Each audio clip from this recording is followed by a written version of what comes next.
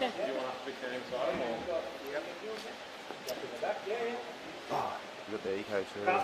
Yeah, so eco drill there. Mike, G'day. shot. Mike, thanks for being a part of this, mate. Oh no, we're just a Where are you guys? You're at We're at Loganholme. You're at Loganholme? Yeah, we. Local to me. G'day, mate. How are Tony you? Ferguson, our Mike's colleague. Good to meet you. Good to meet you. And this is the guy from Pixie. Yeah, Darren, how you doing? Darren, good to meet you. Frank, how are you? Good to meet you. Find yourself some ready. Okay. Make sure everyone's ready to go. All right. Thanks everyone for coming out. I'll just make sure everyone's ready to go. Let us know when you're good to get rolling. You're all good to go. Well, it's very pleasing to be out here in the western suburbs today, joined by my good friend, the Assistant Minister Lance McCallum, and we're actually here in the electorate of Jen Howard, our local member. We're joined with representatives of Energy Queensland here today.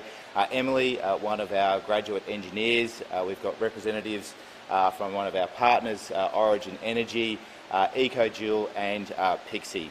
I want to start today by updating Queenslanders on the heat wave that we're going to experience over the next couple of days. And I'm not talking about the Brisbane Heat versus Sixers match tonight in the Big Bash League, and I'm sure that I speak for all Queenslanders when we do wish the Brisbane Heat all the very best of luck for tonight's match. I'm talking about the absolute scorcher of temperatures that we can expect to see over the next 48 hours here in Queensland.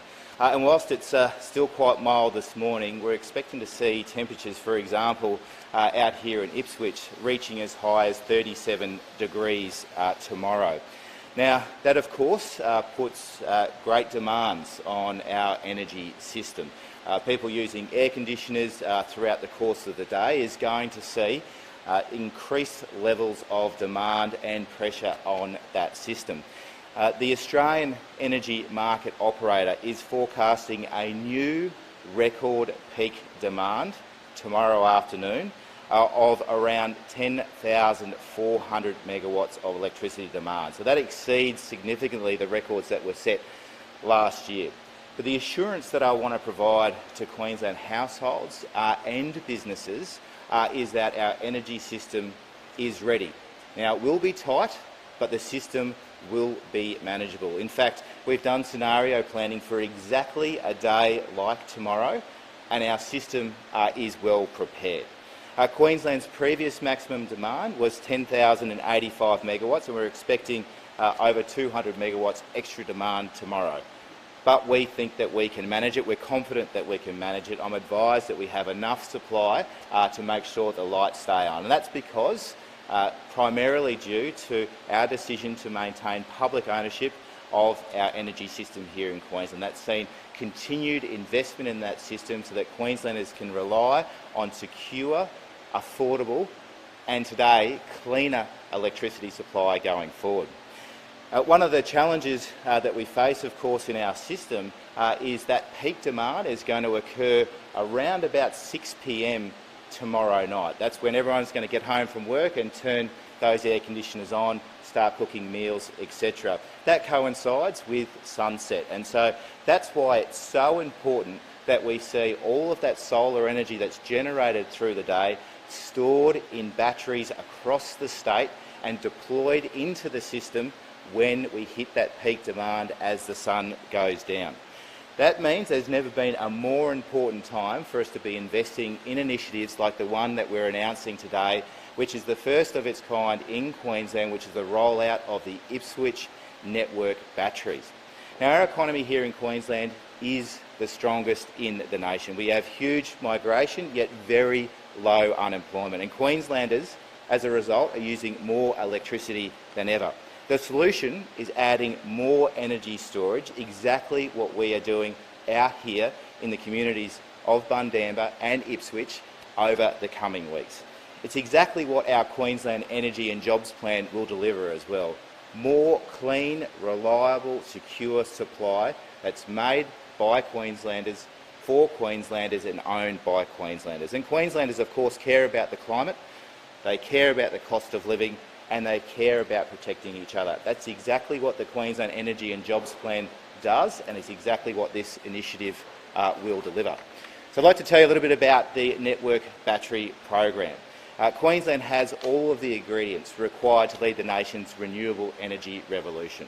We're already doing it with our record amounts of rooftop solar. The penetration of rooftop solar here in Queensland is amongst the highest in the world, and the suburbs in which we're launching today also have very significant levels of rooftop solar penetration. But too much of that solar goes to waste during the day, and we're unable to use it at night, of course. So today we're announcing the launch of our first neighbourhood batteries right here in Ipswich. One of the really exciting things about the launch of the network batteries here in Ipswich is that those batteries are being manufactured, assembled here in southeast Queensland. In fact, by EcoJoule and Pixie right here in the suburbs of southeast Queensland. These network batteries mean that there'll be more energy reliability, reducing energy costs and delivering a cleaner energy supply.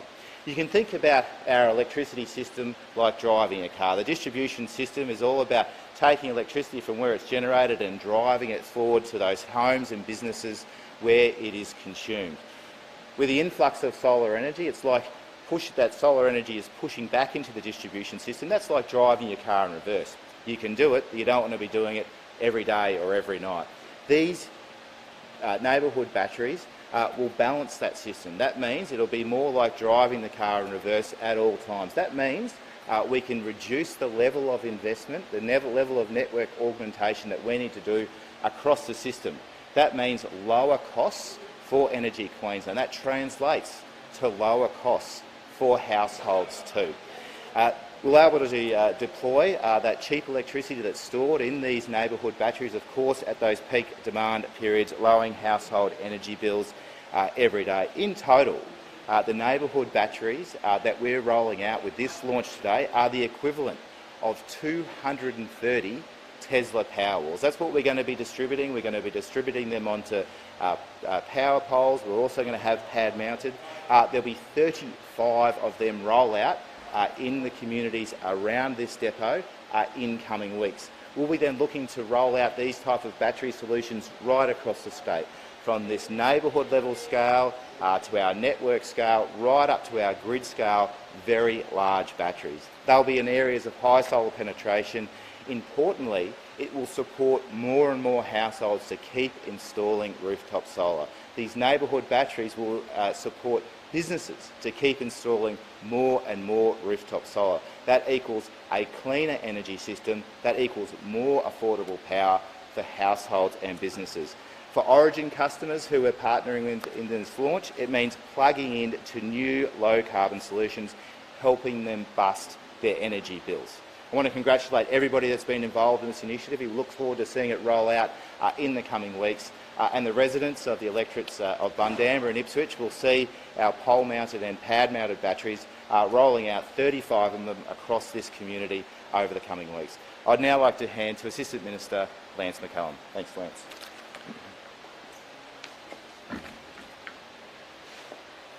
Well, thanks very much, Minister. It's all good in the hood for renewables thanks to our new neighbourhood batteries.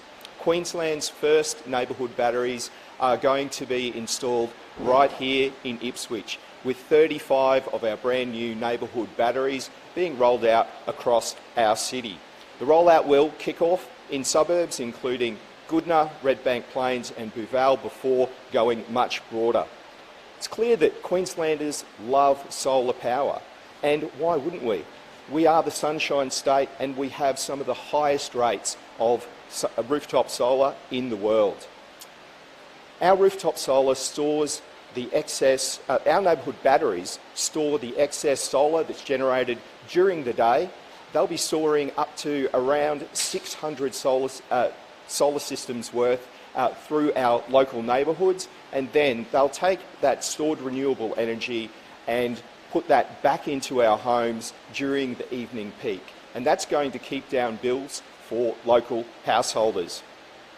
Importantly, our neighbourhood batteries are going to help more households bring down our climate emissions and protect our environment. And importantly, they're going to be publicly owned. Queenslanders have made it clear time and again that they want their energy assets to remain in public hands, and our neighbourhood batteries are going to be installed and maintained and owned by Energex. They are locally manufactured and assembled with EcoJoule in Springwood and Pixie in Darra. So the renewable energy revolution is creating local jobs as well as helping keep down our power prices through cleaner, cheaper energy. And these neighbourhood batteries are just the latest way that our energy and jobs plan is delivering for local Queensland communities.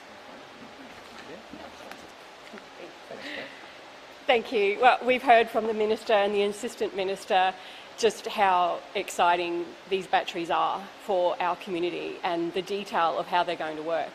And from my perspective, I want to thank the Minister for coming out here this morning and the Assistant Minister. And I want to thank all of those Ipswich people who've put solar panels on their roof and who are really focused on a cleaner, greener future when it comes to energy. This is a neat solution that will reward them for the effort that they've taken to put those solar panels in. I do want to thank all the Energex staff out here for the work they do. It's very exciting to have this rolling out in Ipswich and across Ipswich. So, look forward to seeing those boxes popping up in your neighbourhood, and it's a beginning of a lot more exciting announcements like this. Can I ask Emily, one of our graduate engineers, just to say a few remarks about her role in this project and what it means for the system? Yeah, absolutely. So this is a very exciting project for our industries. It's right at the cutting edge of the power industry here in Queensland. We are rolling out the low voltage neighbourhood batteries, as Mick and the other ministers have discussed this morning. So the purpose of these batteries is for them to connect into our low voltage network in our neighbourhood communities. These batteries serve the purpose of retaining solar energy during the day, which is produced locally and can then be used by local customers at another point later in the day. It's very exciting this early in my career to be part of this project, which again is at the leading edge of our industry, and to have this experience so early in my career working with a very talented team and being able to be involved with an initiative that's helping serve the local community. Thanks, Thank you. Emily. That's terrific. Well done. Thanks. Any remarks from Pixie or EcoJoule? Over to you. Hi, I'm Mike from EcoJoule. We're very happy to support the Queensland Energy and Jobs Plan. We think it's a fantastic initiative to try and move Queensland to a zero carbon future, a low carbon future. We're a very proud Queensland-based company based here in Loganholme. All our design and manufacture is done locally, from the printed circuit boards to all the software. All our metalwork's done locally, so we're really proud to support local industry and really support the Queensland Energy and Jobs Plan. Thank you. G'day, I'm Darren from Pixie. We're based in Darra. Queensland is very important for Pixie, and we've chosen Queensland to be our location for our global off-grid. So we'll be moving our engineering and production of our off-grid systems here. So that will allow us to not only extend from the pole tops and the batteries, but also into local community batteries that are not connected to the grid. And that is going to allow Pixie to really support the Queensland community and bring more jobs. Thank you. Thanks very much. Well, you've heard from everybody involved in this amazing project today.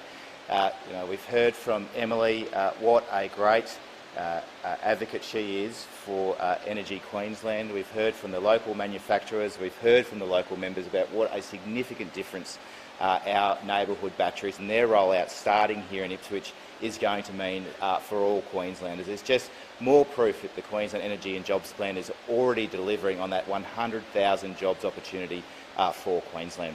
So we're happy to take any questions about the neighbourhood batteries or the Energy and Jobs Plan while we've got our guests here with us this morning. So, Minister, can you explain, I guess in layman's terms, just how much energy is stored in these batteries? For example, if the lights go off, how long will these batteries keep local communities?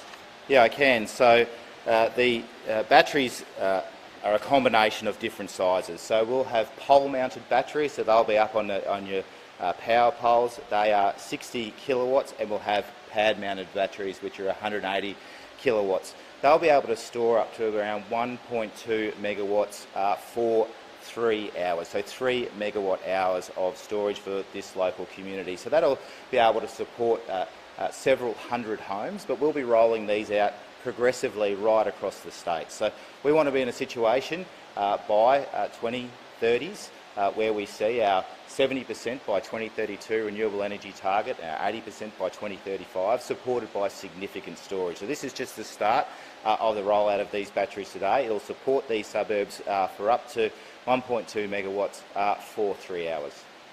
And where else can we, or where next can we expect to see these batteries? So we'll assess the performance of the system with this investment. We'll also consider the feedback from our partner Origin and feedback from its customers. We'll be looking to deploy this wherever there is high density of solar penetration. Queensland has some of the highest solar penetration in the world. Places like Bundaberg, for instance, years back, even in my own community of Logan, we saw some very high levels. That's been overtaken by other suburbs and other places, particularly in North Queensland and in regional Queensland. So we'll be deploying them on an as-needs basis as quickly as we can. Yeah.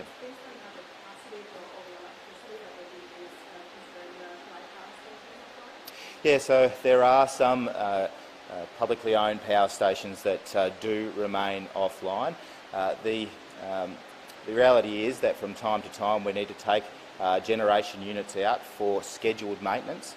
Queenslanders would be aware as well there are some power stations that have units out because of unplanned maintenance, and there are repairs happening. They're being progressively reintroduced to the system over coming days and months, and we expect the full complement of all of Queensland's power system to be returned later this year. I want to provide an assurance to Queensland households and businesses that our supply exceeds the forecast demand, even with those significant temperatures that are forecast for tomorrow.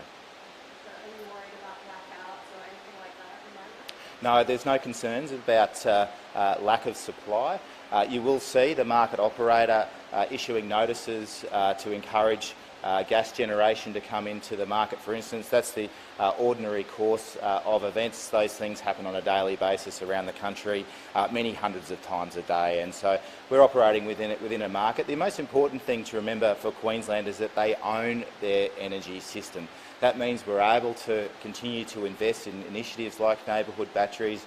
It's why we're able to invest the $62 billion into the Queensland Energy and Jobs Plan, which is all about making sure that we can guarantee reliable, secure supply of affordable and clean power. Great. There's some health stats from the Productivity Commission. All right. You guys can probably all get going if you like. Thank you, everyone. Thank you. Well done. Yep. Is it concerning the average time Queenslanders waited for an ambulance in most incidents increased last financial year to 24.9 minutes? That's up from 21.2 the previous. Well, there's absolute recognition that the health system here in Australia and globally is under pressure. I mean, no one's argued that point. But what we also have made clear is that we're investing heavily in our health infrastructure plan, and just earlier this week the Premier announced an additional 1,000 health staff. Here in this community, we're in Ipswich today, we'll see a new ambulance station constructed just down the road. There'll be a satellite hospital, 1,000 new health, nursing and ambulance staff on the jobs this week, 200 of them in the ambulance service. And so Queenslanders can look forward to more hospital facilities, more doctors, more nurses and more paramedics. That's what we're delivering. There were 12 serious adverse health events at Queensland's public hospitals in the last financial year, 4 more than the previous. They include 2 procedures performed on the wrong body part and 1 wrong procedure performed on a patient leading to serious injury or death. Do you have any details on these incidents? And again, how concerned is that? I'm not equipped to respond to specific circumstances. I know the Health Minister absolutely is across all of those situations and will be best placed to respond to that. Thank you very much, everyone. Well done. Thank you. Good job. Excellent.